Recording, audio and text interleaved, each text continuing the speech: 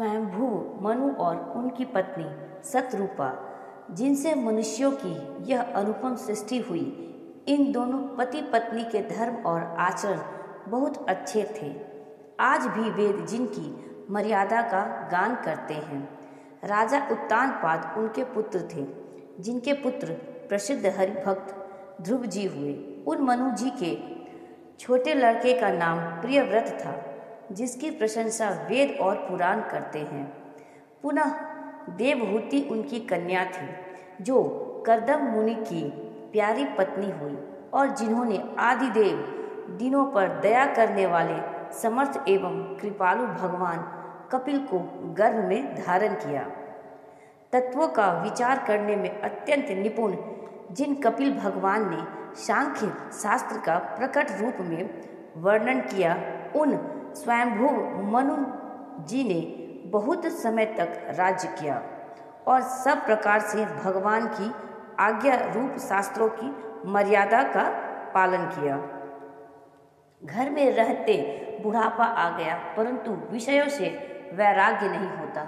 इस बात को सोचकर उनके मन में बड़ा दुख हुआ कि श्रीहरि की भक्ति बिना जन्म यूं ही चला गया। तब मनु जी ने अपने पुत्र को जबरदस्ती राज्य देकर स्वयं स्त्री सहित वन को गमन किया। अत्यंत पवित्र और साधकों को सिद्धि देने वाला तीर्थों में श्रेष्ठ नैमिषारण्य प्रसिद्ध है। वह मुनियों और सिद्धों के समूह बसते हैं। राजा मनु हृदय में हर्षित होकर वहीं चले। वे धीर बुद्धि वाले राजा रानी मार्ग में जाते हुए ऐसे सुशोभित हो रहे थे, मानो ज्ञान और भक्ति ही शरीर धारण किए जा रहे हो। चलते चलते वे गोमती के किनारे जा पहुँचे। हर्षित होकर उन्होंने निर्मल जल में स्नान किया।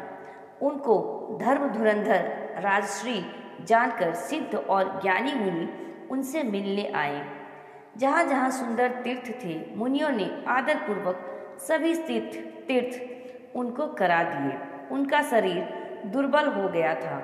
वे मुनियों के से वल्लकल वस्त्र धारण करते थे और संतों के समाज में नित्य पुराण सुनते थे और द्वादशाक्षर मंत्र ओम नमो भगवते वासुदेवाय का प्रेम सहित जप करते थे। भगवान वासुदेव के चरण कमलों में उन राजा रानी का मन बहुत ही लग गया। वे साग फल और कंद का आहार करते थे और सच्चिदानंद ब्रह्म का स्मरण करते थे। फिर वे श्री हरि के लिए तप करने लगे और मूल फल को त्याग कर केवल जल के आधार पर रहने लगे।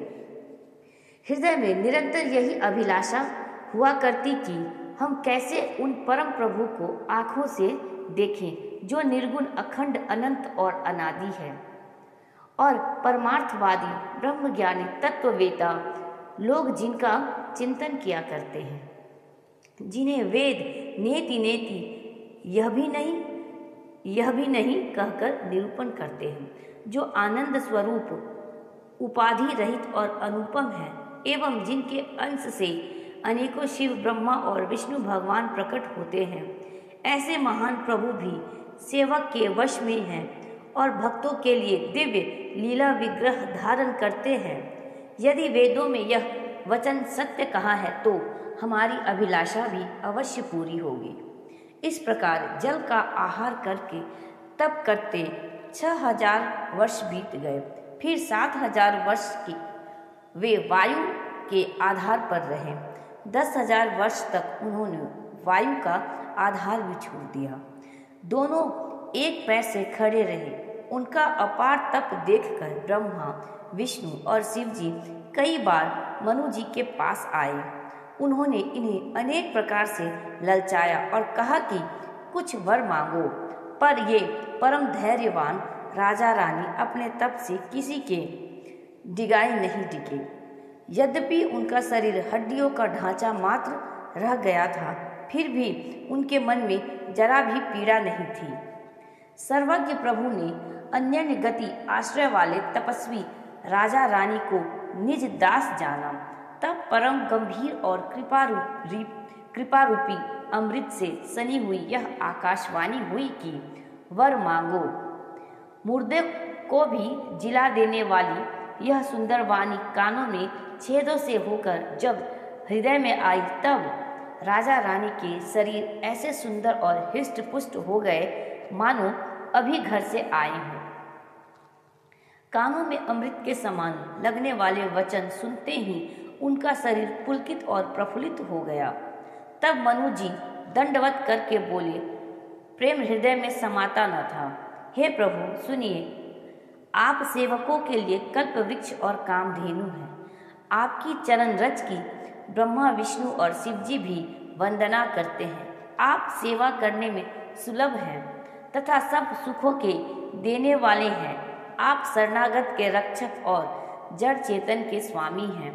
हे अनाथों का कल्याण करने वाले, यदि हम लोगों पर आपका स्नेह है तो प्रसन्न होकर यह वर दीजिए कि आपका जो स्वरूप शिव जी के मन में बसता है और जिस की प्राप्ति के लिए मुनि लोग यत्न करते हैं, जो काकभुसुंडी के मन रूपी मानसरोवर में विहार करने वाला हंस है, सगुण और निर्गुण कहकर वेद जिसकी प्रशंसा करते हैं, हे शरणागत के दुख मिटाने वाले प्रभु, ऐसी कृपा कीजिए कि हम उसी रूप को नेत्र भरकर देखें।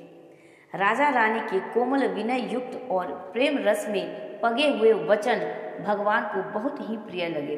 भक्त वत्सल कृपा निधान संपूर्ण विश्व के निवास स्थान या समस्त विश्व में व्यापक सर्वसमर्थ भगवान प्रकट हो गए। भगवान के नीले कमल नीलमणि और नीले जल युक्त मेघ के समान कोमल प्रकाश में और सरस श्याम वर्ण चिन्मय शरीर की शोभा देखकर करोड़ों कामदेव भी लजा जाते हैं। उनका मुख शरद पूर्णिमा के चंद्रमा के समान छवि की सीमा स्वरूप था। गाल और ठोड़ी बहुत सुंदर थे। गला शंख के समान त्रिरेखा युक्त चढ़ाव उतार वाला था। लाल ओंठ, दांत और नाक अत्यंत सुंदर थे। हंसी चंद्रमा की किरणावली को नीचा दिखाने वाली थी। नेत्रों की छवि नए खिले हुए कमल के समान बड़ी सुंदर थी। मनोहर चितवन जी को बहुत प्यारी लगती थी। टेढ़ी भौहें कामदेव के धनुष की शोभा को हरने वाली थी। ललाट पटल पर प्रकाशमय तिलक था। कानों में मकराकृत मछली के आकार के कुंडल और सिर पर मुकुट सुशोभित था। टेढ़े घुंघराले काले बाल ऐसे सघन थे मानो भौरों के झुंड हो। हृदय पर श्रीवत्स सुंदर वनमाला, रत्न जटित हार और मणियों के आभूषण सुशोभित थे। सिंह की सी गर्दन थी, सुंदर जनेऊ था। भुजाओं में जो गहने थे वे भी सुंदर थे। हाथी के सूंड के समान उतार चढ़ाव वाले सुंदर भुजदंड थे। कमर में तरकश और हाथ में बाण और धनुष शोभा पा रहे थे। स्वर्ण वर्ण का प्रकाश में पीतांबर बिजली को लजाने वाला था। पेट पर सुंदर 3 रेखाएं त्रिवली थी। नाभि ऐसी मनोहर थी मानो यमुना जी के भंवरों की छवि को छीने लेती हो, जिनमें मुनियों के मन रूपी भंवरे बसते हैं। भगवान के उस चरण कमलों का तो वर्णन ही नहीं किया जा सकता। भगवान के बाएं भाग में सदा अनुकूल रहने वाली शोभा की राशि जगत की मूल कारण रूपा आदिशक्ति श्री जानकी जी सुशोभित हैं, जिनके अंश से गुणों की खान अग्नीत लक्ष्मी, पार्वती और ब्रह्माणी त्रिदेवों की शक्तियाँ उत्पन्न होती है तथा जिनकी भौं के इशारे से ही जगत की रचना हो जाती है। वही भगवान की स्वरूपा शक्ति श्री सीता जी श्री रामचंद्र जी की बाईं ओर स्थित है। शोभा के समुद्र श्री हरि के रूप को देखकर मनु शत्रुपा नेत्रों के पट पलके रोके हुए एकटक स्तब्ध रह गए। उस अनुपम रूप को वे आदर सहित देख रहे थे और देखते देखते अघाते ही न थे।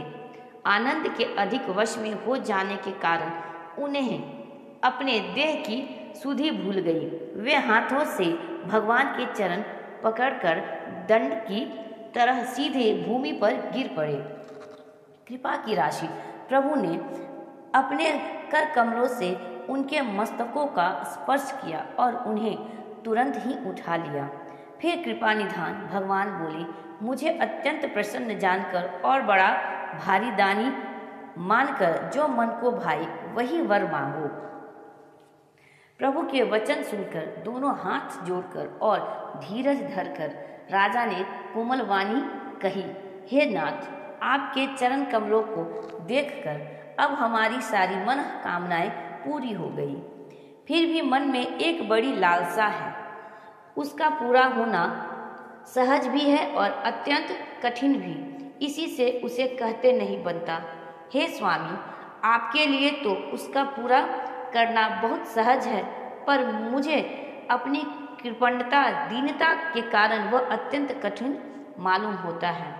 जैसे कोई दरिद्र कल्प वृक्ष को पाकर भी अधिक द्रव्य मांगने में संकोच करता है, क्योंकि वह उसके प्रभाव को नहीं जानता, वैसे ही मेरे हृदय में संशय हो रहा है। हे स्वामी, आप अंतर्यामी हैं, इसलिए उसे जानते ही हैं। मेरा यह मनोरथ पूरा कीजिए। भगवान ने कहा, हे राजन, संकोच छोड़कर मुझसे मांगो। तुम्हें न दे सकूं ऐसा मेरे पास कुछ भी नहीं है। राजा ने कहा, हे दानियों के शिरोमणि, हे कृपानिधान, हे नाथ, मैं अपने मन का सच्चा भाव कहता हूँ कि मैं आपके समान पुत्र चाहता हूँ। प्रभु से भला क्या छिपाना। राजा की प्रीति देखकर और उनके अमूल्य वचन सुनकर करुणानिधान भगवान बोले, ऐसा ही हो। हे राजन, मैं अपने समान दूसरा कहाँ जाकर खोजूं, अतः स्वयं ही आकर तुम्हारा पुत्र बनूंगा। शतरूपा जी को हाथ जोड़े देखकर भगवान ने कहा, हे देवी, तुम्हारी जो इच्छा हो सो वर मांग लो। शतरूपा ने कहा, हे नाथ, चतुर राजा ने जो वर मांगा, हे कृपालु, वह मुझे बहुत ही प्रिय लगा। परंतु हे प्रभु, बहुत ढिठाई हो रही है। यद्यपि हे भक्तों का हित करने वाले, वह ढिठाई भी आपको अच्छी ही लगती है। आप ब्रह्मा आदि के भी पिता, उत्पन्न करने वाले, जगत के स्वामी और सबके हृदय के भीतर की जानने वाले ब्रह्म हैं। ऐसा समझने पर मन में संदेह होता है, फिर भी प्रभु ने जो कहा वही प्रमाण सत्य है। मैं तो यह मांगती हूँ कि हे नाथ, आपके जो निज जन हैं, वे जो अलौकिक अखंड सुख पाते हैं और जिस परम गति को प्राप्त होते हैं, हे प्रभु, वही सुख, वही गति, वही भक्ति, वही अपने चरणों में प्रेम, वही ज्ञान और वही रहन सहन कृपा करके हमें दीजिए। रानी की कोमल, गूढ़ और मनोहर श्रेष्ठ वाक्य रचना सुनकर कृपा के समुद्र भगवान कोमल वचन बोले, तुम्हारे मन में जो कुछ इच्छा है वह सब मैंने तुमको दिया, इसमें कोई संदेह न समझना। हे माता, मेरी कृपा से तुम्हारा अलौकिक ज्ञान कभी नष्ट न होगा। तब मनु ने भगवान के चरणों की वंदना करके फिर कहा, हे प्रभु, मेरी एक विनती और है। आपके चरणों में मेरा वैसे ही प्रीति हो जैसी पुत्र के लिए पिता की होती है, चाहे मुझे कोई बड़ा भारी मूर्ख ही क्यों न कहे। जैसे मणि के बिना सांप और जल के बिना मछली नहीं रह सकती, वैसे ही मेरा जीवन आपके अधीन रहे, आपके बिना न रह सके। ऐसा वर मांगकर राजा भगवान के चरण पकड़े रह गए। तब दया के निधान भगवान ने कहा, ऐसा ही हो, अब तुम मेरी आज्ञा मानकर देवराज इंद्र की राजधानी अमरावती में जाकर वास करो। हे तात, वहाँ स्वर्ग के बहुत से भोग भोग कर कुछ काल बीत जाने पर तुम अवध के राजा होगे, तब मैं तुम्हारा पुत्र होऊंगा। इच्छा निर्मित मनुष्य रूप सजकर मैं तुम्हारे घर प्रकट होऊंगा। हे तात, मैं अपने अंशों सहित देह धारण करके भक्तों को सुख देने वाले चरित्र करूंगा, जिन चरित्रों को बड़े भाग्यशाली मनुष्य आदर सहित सुनकर ममता और मद त्याग कर भवसागर से तर जाएंगे। आदि शक्ति यह मेरी स्वरूप भूता माया भी, जिसने जगत को उत्पन्न किया है, अवतार लेगी। इस प्रकार मैं तुम्हारी अभिलाषा पूरी करूँगा। मेरा प्रण सत्य है, सत्य है, सत्य है। कृपा निधान भगवान बार बार ऐसा कहकर अंतर्धान हो गए। वे स्त्री पुरुष, राजा रानी, भक्तों पर कृपा करने वाले भगवान को हृदय में धारण करके कुछ काल तक उस आश्रम में रहे। फिर उन्होंने समय पाकर सहज ही बिना किसी कष्ट के शरीर छोड़कर अमरावती इंद्र की पुरी में जाकर वास किया। याज्ञवल्क्य जी कहते हैं, हे भरद्वाज, इस अत्यंत पवित्र इतिहास को शिवजी ने पार्वती से कहा था। अब श्री राम के अवतार लेने का दूसरा कारण सुनो।